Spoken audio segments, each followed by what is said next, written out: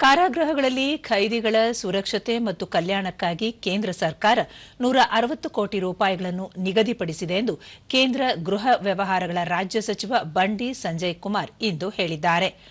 ವಿಶಾಖಪಟ್ಟಣದ police ಸಂಶೋಧನೆ ಮತ್ತು ಅಭಿವೃದ್ಧಿ ಬ್ಯೂರೋ ಹಾಗೂ ಆಂಧ್ರಪ್ರದೇಶ ಕಾರಾಗೃಹಗಳು ಮತ್ತು ಕಾರಾಗೃಹ ಸೇವೆಗಳು ಆಯೋಜಿಸಿದ್ದ 2 ದಿನಗಳ ರಾಷ್ಟ್ರೀಯ ಕಾರಾಗೃಹ ಆಡಳಿತಗಾರರ ಸಮ್ಮೇಳನ ಉದ್ಘಾಟಿಸಿದ ಸಚಿವರು, ಕಾರಾಗೃಹ ಇಲಾಖೆಯು ರಾಜ್ಯ ಸರ್ಕಾರಗಳ ವ್ಯಾಪ್ತಿಗೆ ಬಂದರೂ ಕೇಂದ್ರ ಸರ್ಕಾರವು ಕಾರಾಗೃಹಗಳ ಸುಧಾರಣೆ, ಜೈಲು ಖೈದಿಗಳ ವಿಶೇಷವಾಗಿ ಮಹಿಳೆಯರ ಕಲ್ಯಾಣಕ್ಕಾಗಿ ಹಲವಾರು ಕ್ರಮಗಳನ್ನು ತೆಗೆದುಕೊಳ್ಳುತ್ತಿದೆ ಎಂದರು. ಬಡ ಖೈದಿಗಳಿಗೆ ಬೆಂಬಲ ಯೋಜನೆಯ ಮೂಲಕ ಬಡ ಖೈದಿಗಳಿಗೆ ಸಹಾಯ ಮಾಡಲು ಕೇಂದ್ರ ಸರ್ಕಾರ ವಾರ್ಷಿಕವಾಗಿ 20 ಕೋಟಿ ರೂಪಾಯಿಗಳನ್ನು ನಿಗದಿಪಡಿಸಿದೆ.